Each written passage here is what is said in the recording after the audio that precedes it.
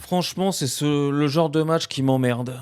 Franchement, ça me saoule, ça m'emmerde de le voir, ça m'emmerde au niveau du score, ça m'emmerde au niveau de plein de choses. Bienvenue à tous, donc c'est Arnaud, rendez-vous donc aujourd'hui pour la vidéo d'après-match de réaction après donc Lorient-Paris Saint-Germain. Donc score nul, un partout. Voilà, donc franchement le match... La première mi-temps, pour tout vous avouer, je pense que j'ai dormi. Parce que, bah, en fait, il se passe rien. Il se passe rien. Quand j'ai vu la composition d'équipe, déjà, je me suis dit, putain, on joue encore avec trois jeunes du centre de formation. Et moi, je suis désolé de le dire encore une fois, mais Mbaye et puis N'Jantou, c'est pas du niveau pour jouer au Paris Saint-Germain. Moi, je suis désolé. Ces joueurs-là, ils doivent être ce que j'appelle au troisième rang. C'est-à-dire qu'il y a l'équipe titulaire, les remplaçants et les moins de 17. Aujourd'hui, c'est pas normal que dans un club comme le Paris Saint-Germain, où on a gagné la Ligue des Champions l'année dernière, où on a fait une année historique, c'est pas normal que des Mbaye et des N'Jantou soient remplaçants au Paris Saint-Germain. Moi, je suis désolé, mais je comprends pas. Je comprends pas. Alors, je dis rien sur Luis Enrique parce que je comprends parfaitement ce qu'il veut. Et évidemment, on a un match hyper important au parc.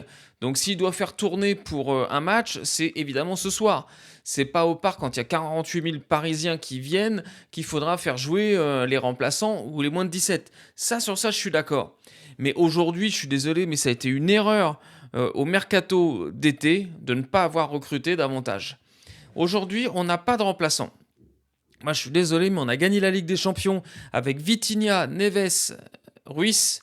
Et aujourd'hui, au milieu de terrain, on avait Warren, N'Jantou et Mayoulou. Ah, moi, je suis désolé, mais moi, je veux bien tout. Je suis ouvert à tout. Mais encore une fois, c'est pas possible qu'au Paris Saint-Germain, les remplaçants des titulaires soient des moins de 17.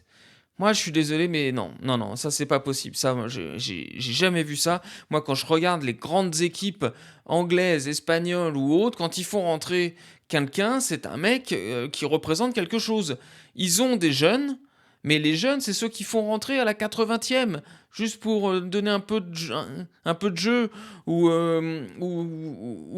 alors ce sont parce qu'ils ont beaucoup de blessés et qu'ils en ont besoin. Mais moi, je suis désolé, c'est pas une question de blessure, nous, c'est une question de quantité. On n'a pas de remplaçant. Pas de remplaçant. Aujourd'hui, tu veux faire souffler Vitinha, ce que je comprends complètement, parce qu'il joue tous les matchs, donc il faudrait pas qu'il se blesse maintenant. On a trop besoin de lui. Mais c'est qui son remplaçant, Vitinha? Alors, je parle pas d'un remplaçant en termes de qualité, on trouvera pas.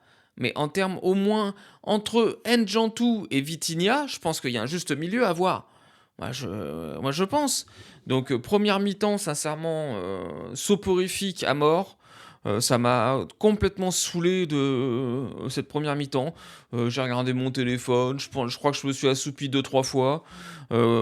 Complètement nulle et inintéressante. En deuxième, alors évidemment, et je dis ça vraiment avec toute l'affection que j'ai pour le Portugal, parce que c'est un pays que j'adore, et puis mais évidemment, Luis Enrique, il est obligé de faire rentrer les deux petits os. Et c'est obligatoire. Vitinha, dès qu'il est arrivé, il a changé le match. À lui tout seul. À lui tout seul, il change le match. Il contrôle le tempo, les passes, un coup devant, un coup derrière, un coup à droite, un coup à gauche. Il fait circuler la balle. L'équipe adverse n'arrive jamais à récupérer la balle quand c'est Vitinha qui l'a. Voilà. Joao Neves, on savait qu'il allait rentrer parce qu'il fallait qu'il reprenne du rythme. Parce qu'évidemment, ils sont tous très très loin du niveau de l'année dernière. Joao Neves, il revient de blessure, donc il lui faut au moins un mois pour retrouver le rythme qu'il a. Et comme en plus il va y avoir les trêves internationales qui vont arriver là, et qu'après il y a les trêves de Noël et tout, mais jamais ils vont reprendre leur niveau, les mecs. Alors évidemment, on va attendre le mois de février. Ah ouais. Encore une fois, Paris va démarrer sa saison au mois de février. Et c'est pas un reproche par rapport au PSG, hein. C'est un reproche par rapport au calendrier de merde, par rapport à tout ça, et aussi par rapport au fait qu'on n'ait pas fait un recrutement digne de ce nom. Moi, je suis désolé, mais aujourd'hui, quand tu es au Paris Saint-Germain, tu dois avoir des joueurs de qualité à tous les postes, et c'est même doublé. Alors oui, tu n'auras pas les mêmes que Hakimi, que Nuno Mendes, que Vitinha. Évidemment, tu n'auras pas le même niveau. Mais encore une fois, moi je le dis et je le répète, il y a un juste milieu à avoir. On ne demande pas d'avoir des doublures du même niveau, on demande juste d'avoir des doublures où quand ils sont sur le terrain, ça apporte quelque chose. Moi je suis désolé, mais il faudrait qu'on m'explique la plus-value aujourd'hui qu'a apporté un Mbaye ou un N'Jantou au Paris Saint-Germain en première mi-temps. Moi, il faut qu'on m'explique. Pour moi, ils ne servent à rien. Ils ne servent à rien. Donc bon, voilà. Donc après, s'il y en a qui peuvent m'expliquer, tant mieux. Si vous trouvez que c'est super, que tout va bien, et ben tant mieux pour vous. Moi, je considère que ça va pas.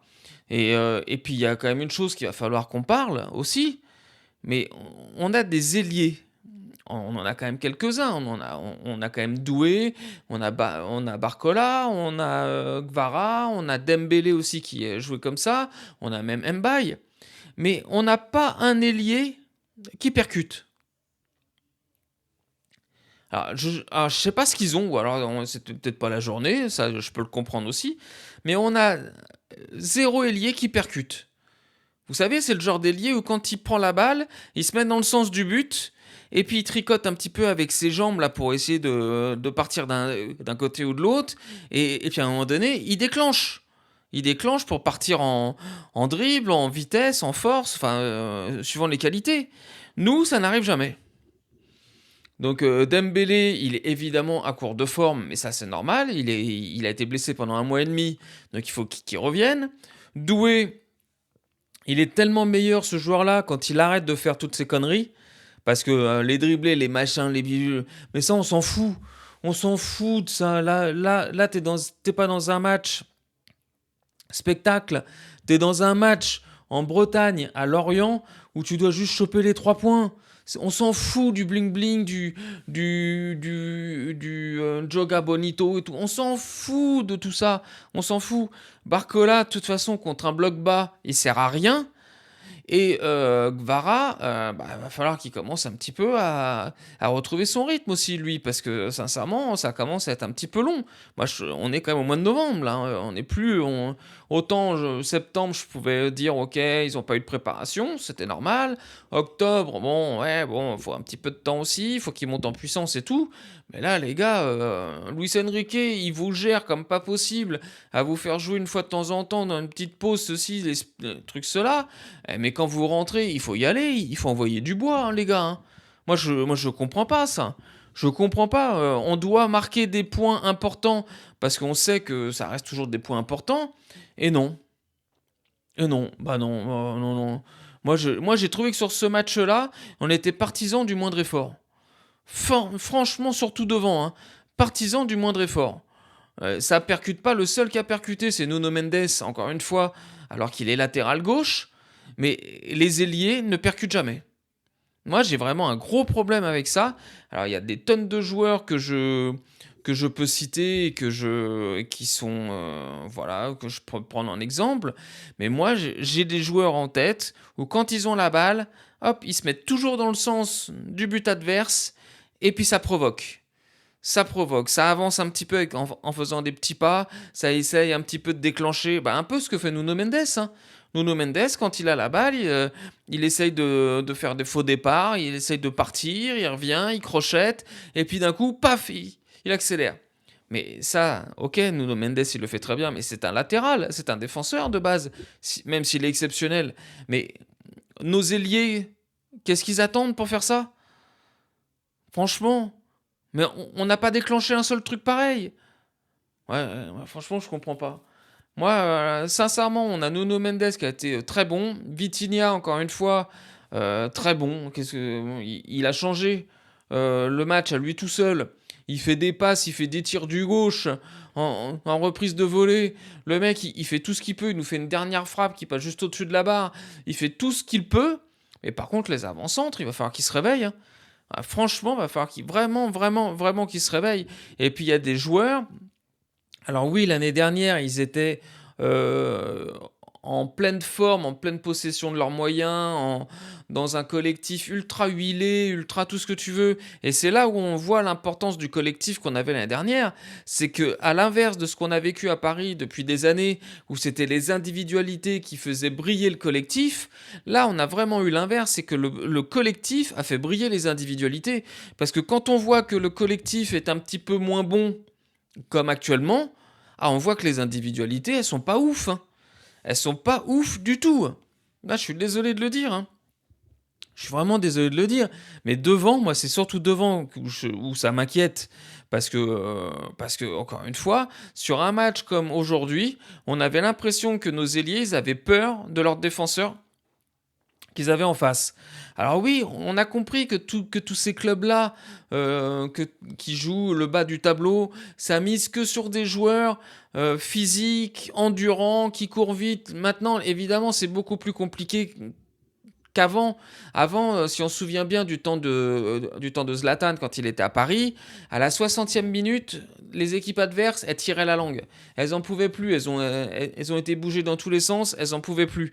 Aujourd'hui, le problème, c'est que tous ces clubs-là, ils ont changé leur dispositif, euh, comment dire, d'achat, et ils ont que misé sur des joueurs bien physiques, bien costauds, qui ont le cardio, ça court, et les mecs, ils lâchent rien pendant 90 minutes. Donc il faut impérativement aujourd'hui qu'on propose beaucoup plus que ce qu'on a proposé aujourd'hui. Alors oui, bon, ça va pas nous coûter trop cher le match nul, parce que bon, Lens a perdu 2-0 contre Metz. Match, c'est quand même assez surprenant. Il y a que Marseille aujourd'hui, s'il gagne contre contre Auxerre, je crois. Je sais plus. Enfin, il y a que Marseille ce soir qui peut revenir à égalité de points.